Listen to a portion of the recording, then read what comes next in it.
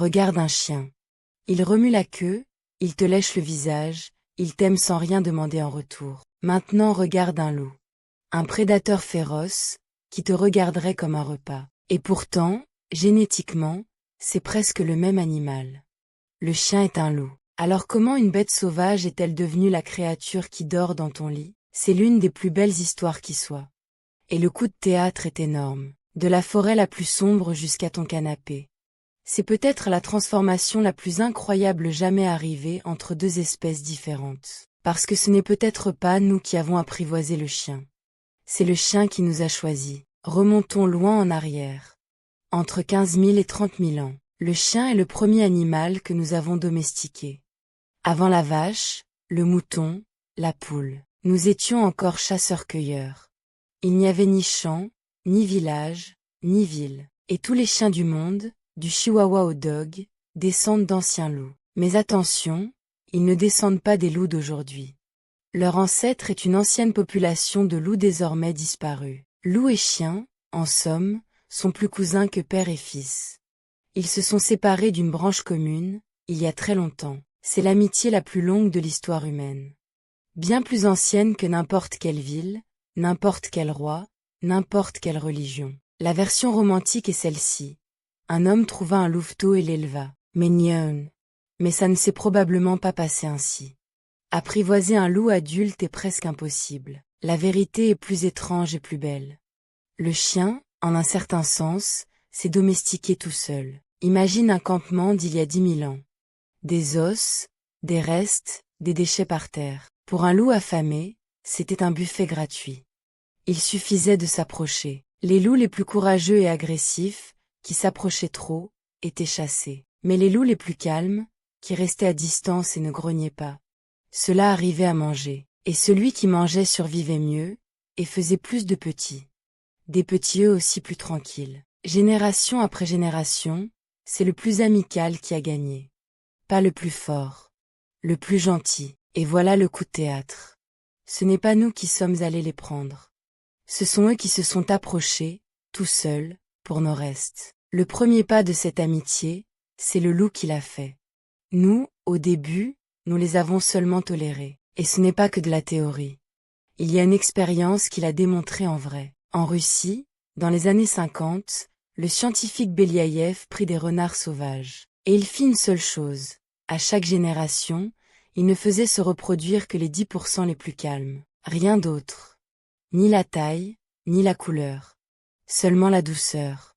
Seulement le fait d'être amical. Et il se passa une chose incroyable, très vite.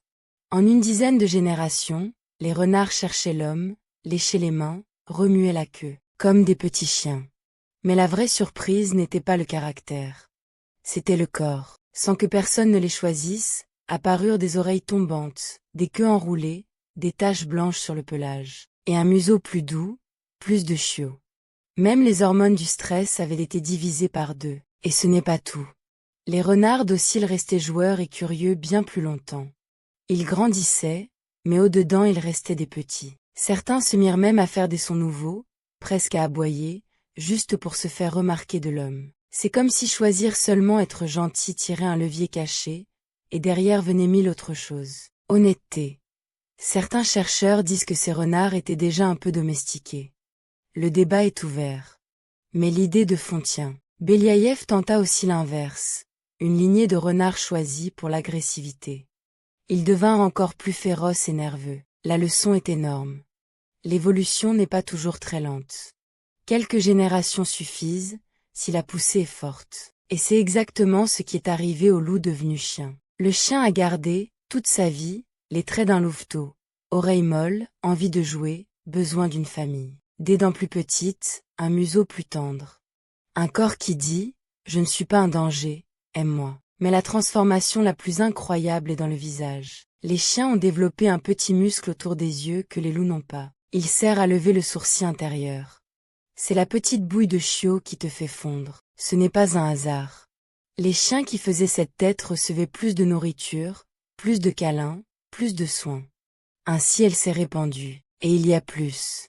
Quand toi et ton chien vous vous regardez dans les yeux, vos cerveaux libèrent une substance. Elle s'appelle ocytocine. C'est l'hormone du lien. La même qui unit une maman à son nouveau-né. Regarder ton chien allume en toi le même circuit qui s'allume avec un enfant. Avec les loups, cela n'arrive pas.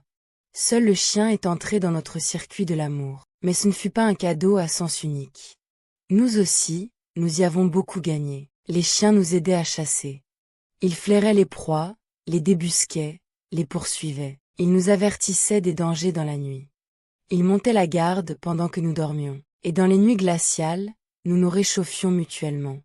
Deux espèces qui ont évolué ensemble. Certains scientifiques pensent que les chiens nous ont même aidés à nous en sortir mieux que les Néandertaliens. Avec un chien à ses côtés, un chasseur apportait beaucoup plus de nourriture.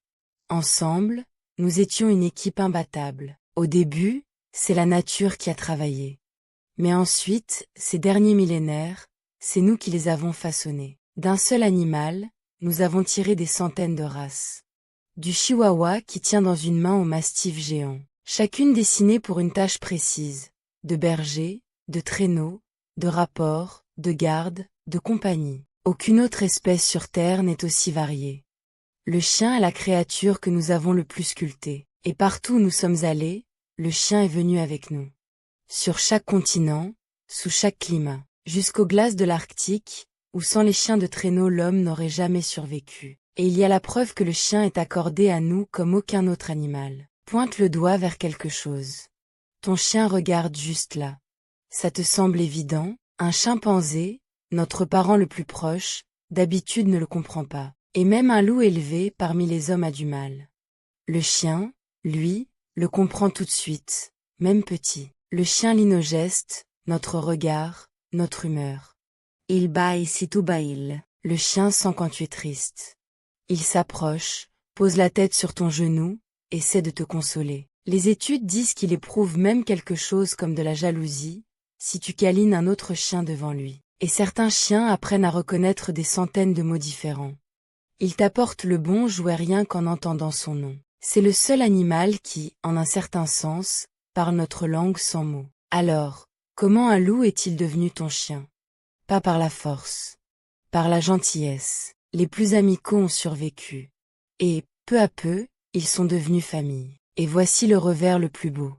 Exactement la même chose nous est arrivée. Nous aussi, au fil des millénaires, sommes devenus plus doux, plus coopératifs. Nous nous sommes domestiqués tout seuls. Même nos visages sont devenus plus doux, moins anguleux. Exactement le même syndrome que les renards de Beliaïev, sur nous. Le chien n'est pas seulement notre meilleur ami.